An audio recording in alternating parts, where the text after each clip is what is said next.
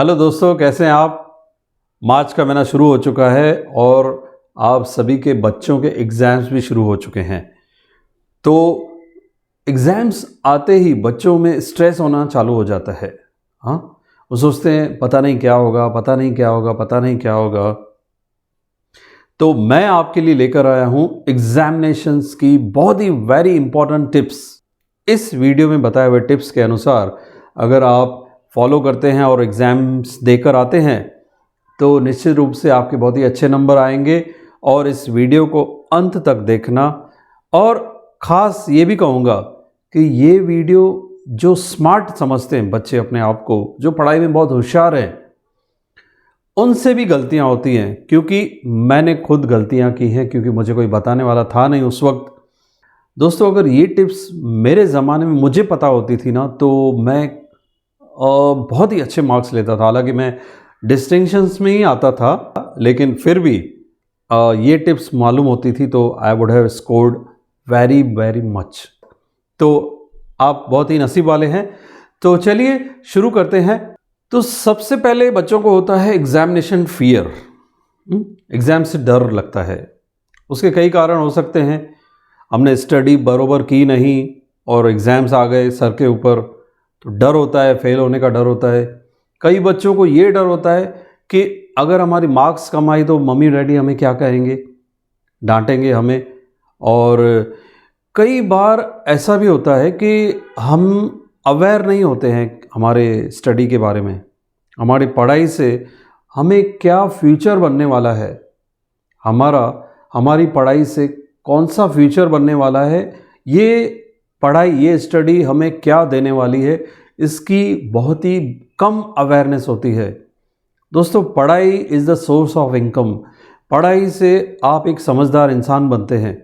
पढ़ाई आपको बहुत ही समाज में ऊंचा स्थान देती है। पढ़ाई से आप कोई भी डिफ़िकल्ट काम कर सकते हैं आसानी से।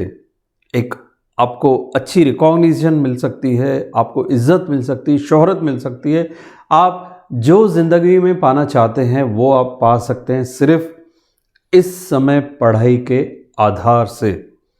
तो अगर ये अवेयरनेस हम क्रिएट करेंगे तो हम निश्चित रूप से स्टडी भी अच्छी करना चालू करेंगे और हम एग्ज़ाम से डरेंगे नहीं। सेकंड पॉइंट है, stress is memory killer.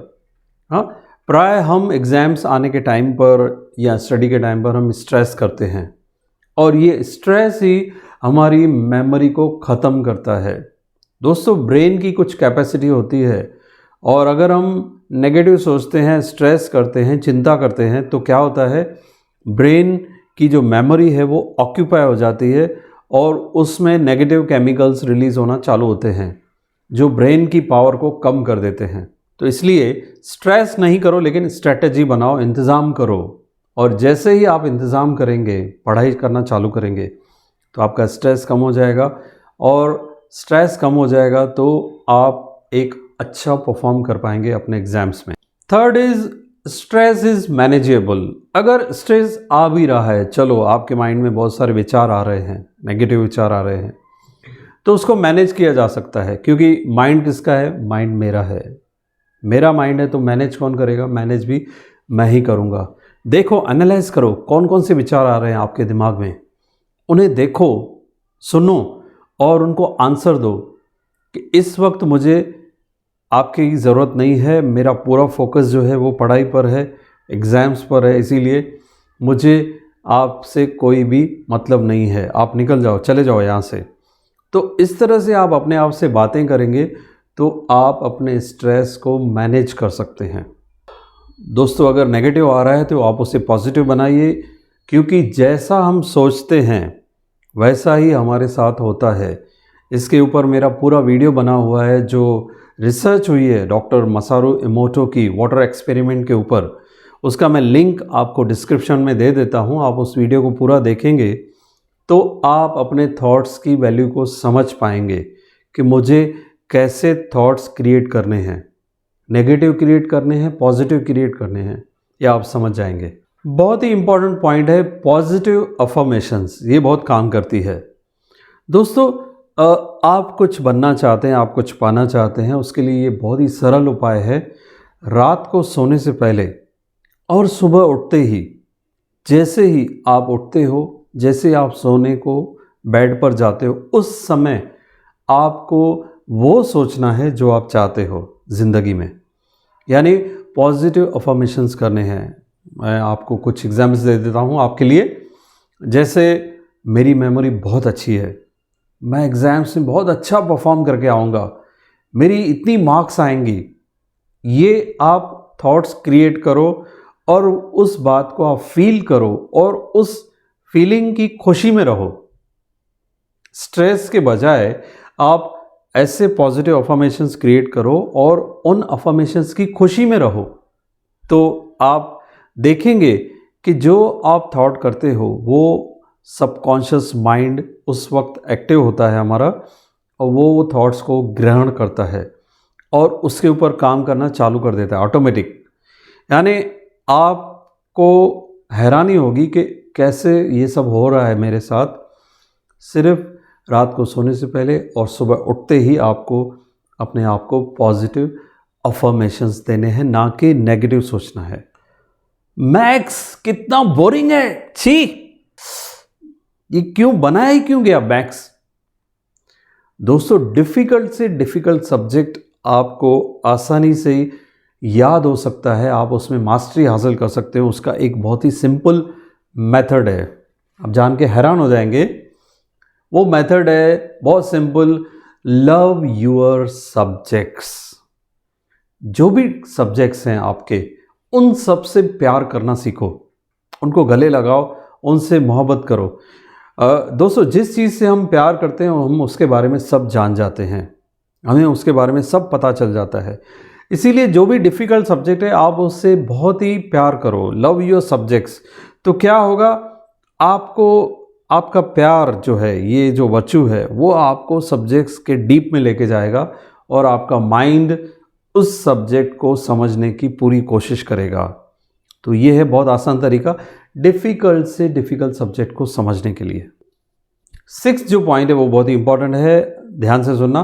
Time management, या आज के हिसाब से हम बोल देंगे तो सोशल मीडिया मैनेजमेंट। दोस्तों, सोशल मीडिया जो है वो हमारे लाइफ का अंग बन चुका है, हम उसके बिना नहीं रह सकते। लेकिन समय है एग्जामिनेशन का, तो अगर हम सोशल मीडिया पर लगे रहेंगे तो वो ब्रेन जो कुछ देखता है, हमारी आंखें जो कुछ देखती हैं और फील करती हैं इमोशंस को, वो हमारे ब्रेन में स्टोर हो जाता है। और इतनी सारी इंफॉर्मेशन सोशल मीडिया की, Facebook, Instagram, WhatsApp, this YouTube, अगर इतने सारी इंफॉर्मेशन आप क्लटर करेंगे, अपने ब्रेन में जमा करेंगे और फिर आप अपनी पढ़ाई करेंगे, तो ब्रेन को आपकी इंफॉर्मेशन को रिकॉल करने के लिए, आपकी स्टडी को एग्जामिनेशन में रिकॉल करने के लिए बहुत समय लगेगा। क्योंकि अगर बहुत सारे फाइल्स पड़े होंगे तो उसमें से एक फ़ाइल निकालनी है तो उसको उतनी मेहनत लगेगी। अगर आप थोड़े दिनों के लिए, कुछ समय के लिए सोशल मीडिया से आप कट ऑफ हो जाते हो तो बहुत अच्छा। अगर नहीं कट ऑफ कर सकते हो, आपके कुछ इम्पोर्टेंट एग्जामिनेशन के अपग्रेड्स आपको मालूम पड़ने चाहिए, एक अच्छा सा ग्रुप बना दो व्हाट्सएप का, और जिसमें आप अपने एग्जामिनेशन के बारे में अपग्रेड्स लेते रहो, देते रहो। ये भी एक सरल तरीका हो सकता है।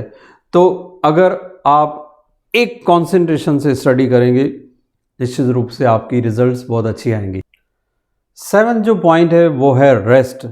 दोस्तों, जब एग्ज़ाम्स का टाइम होता है तो बच्चे सब कुछ छोड़कर पढ़ने में लग जाते हैं और आप सोना भी भूल जाते हैं, और बस सोना, नींद आती है तो चाय का कप और बुक हाथ में, चाय पिएंगे पढ़ेंगे, चाय पिएंगे पढ़ेंगे। लेकिन ऐसा नहीं होता है। जितना पढ़ाई इम्पॉर्टेंट है, जितना जागना इम्पॉर्टेंट है, उतना ही ब्रेन को रेस्ट देना भी इम्पॉर्टेंट है।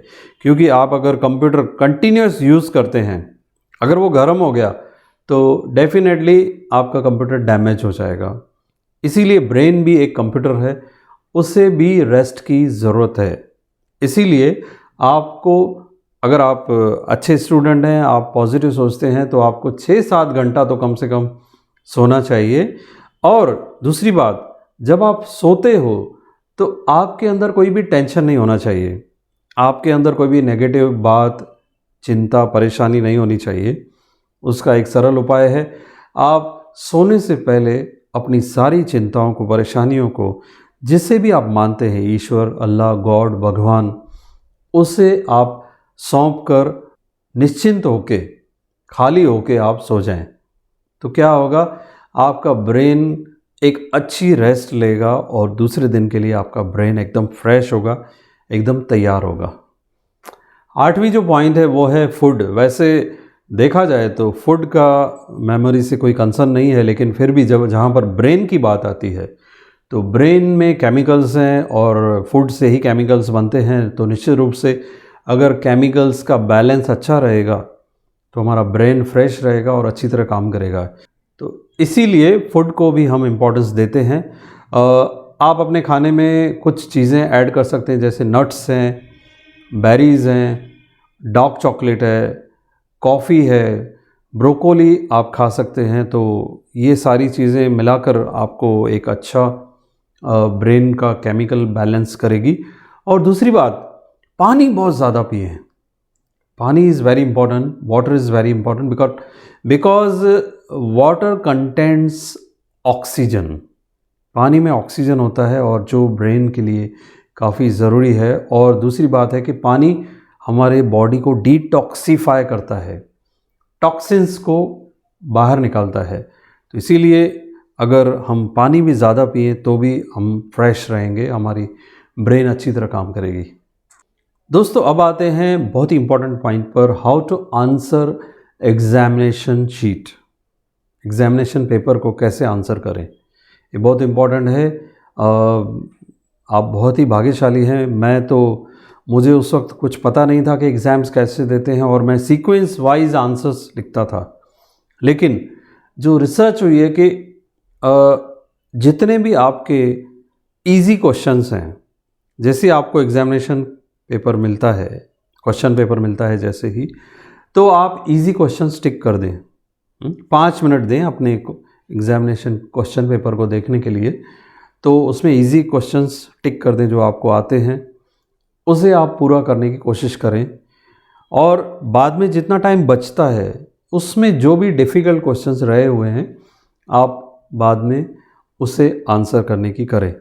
क्या होगा, आप जैसे इजी क्वेश्चंस का आंसर लिखेंगे ना, तो आपको एक कॉन्फिडेंस लेवल बढ़ेगा कि मैंने इतना सारा 70% पेपर कंप्लीट कर दिया। तो आपका कॉन्फिडेंस लेवल भी बढ़ेगा और आप एक अच्छा परफॉर्म कर पाएंगे।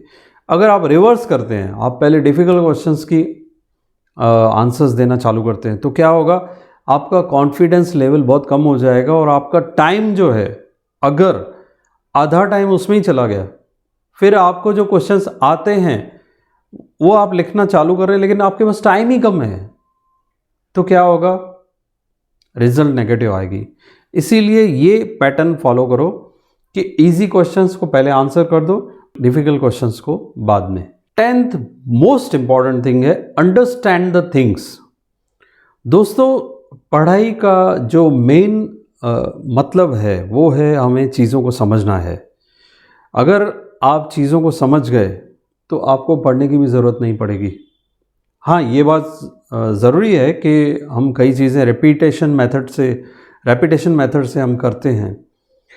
रेपिटेशन मेथड से भी हमारी मेमोरी में जाता है, लेकिन अगर आपने उस चीज़ को समझ लिया, आपके दिमाग ने समझ लिया कि ये चीज़ क्या है, तो आपको उसे रिपीट करने की भी ज़रूरत नहीं पड़ेगी।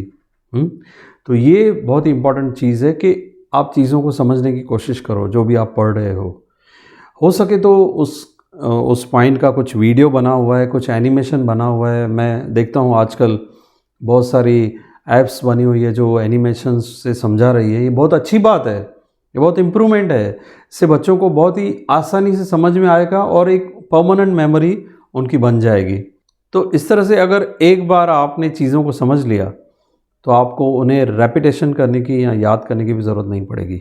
जैसे अगर आपने एक बार मैगी बनाना सीख लिया तो आप घड़ी घड़ी आप पढ़ोगे नहीं कि अभी क्या करना है, ये डालना है, ये ऐसा इतना टाइम गर्म करना है, नहीं। आपने एक बार आपने समझ लिया तो आपको उसे रिपीट करने की, पढ़ने की भी ज़रूरत नहीं है।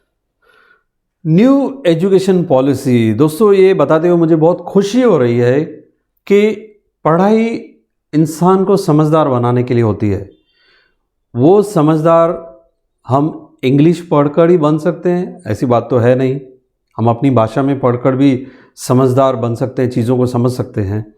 तो इसीलिए ये जो नया डिसीजन आया गवर्नमेंट का, आई वेलकम दिस डिसीजन कि आप कोई भी जो है कोर्स है, इंजीनियरिंग हो या कोई भी टेक्नोलॉजी का कोर्स है, वो आप अपनी मदर टंग में पढ़ सकते हैं। इससे क्या होगा, ज़्यादा से ज़्यादा बच्चे जो हैं वो होशियार बनेंगे और समझदार बनेंगे और कंट्री का, देश का विकास होगा और ये बहुत ही अच्छी बात है। तो दोस्तों ये जो बैरियर था, ये जो एक बैरियर था कि अंग्रेज़ी में ही पढ़ना है, तो उससे कुछ लोग ही पढ़ पाते थे और कुछ लोग ही सफल हो पाते थे। लेकिन ये जो डिसीजन है कि किसी भी भाषा में आप पढ़ सकते हैं, अपनी भाषा में पढ़ सकते हैं, काफ़ी ही अच्छा डिसीजन है। नेक्स्ट जो पॉइंट है वो है बेस्ट टाइम फॉर स्टडी। ये बहुत लोग मेरे से पूछते हैं कि आखिर कौन से समय पे स्टडी करना चाहिए। वैसे तो आप हमेशा स्टडी कर सकते हैं, हर समय कर सकते हैं, लेकिन फिर भी जो सुबह का समय है जब हम नींद से उठते हैं और जो इवनिंग का टाइम है, जो थोड़ा सा हम दोपहर को रेस्ट करके उठते हैं, ये दोनों टाइम बेस्ट टाइम है पढ़ाई के लिए।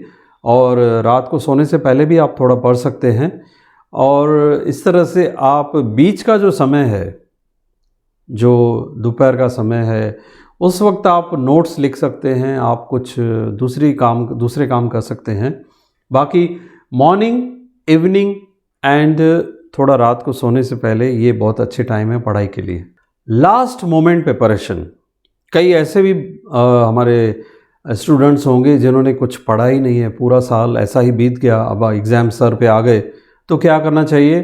डोंट वरी, आप स्ट्रेस बिल्कुल नहीं लो। जो भी इम्पोर्टेंट क्वेश्चंस आपको मिलते हैं, मैं आपको कुछ रेफ़र नहीं करूँगा, लेकिन फिर भी आपको जो भी इम्पोर्टेंट क्वेश्चंस मिलते हैं, आप सिर्फ वही क्वेश्चंस अच्छी तरह से आप करके जाओ, निश्चित रूप से आप जो है अच्छी मार्क्स ले सकते हैं। स्ट्रेस बिल्कुल ना लें, सिर्फ इम्पोर्टेंट क्वेश्चंस पर ध्यान दें और उन्हें ही आप अच्छी तरह से कंप्लीट करें और आप एक अच्छी रिज़ल्ट पा सकते हैं। वरना सही तरीका तो ये है कि पूरा साल आप अपने करिकुलम को धीरे धीरे करके कंप्लीट करें और लास्ट में सिर्फ रिपीट करें, वो तो एक अच्छी बात है बहुत। तो ये थे कुछ टिप्स एग्ज़ामिनेशन के बारे में, और आपको अपने एग्ज़ामिनेशन की और आपको अपने रिज़ल्ट्स की ढेर सारी शुभकामनाएं। आप अच्छे मार्क्स लेकर पास हों और ज़िंदगी में सफल हों, आगे बढ़ें।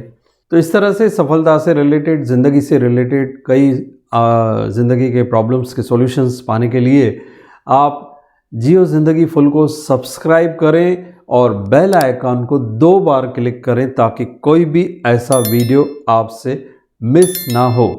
आप सभी को दिल से प्यार व धन्यवाद।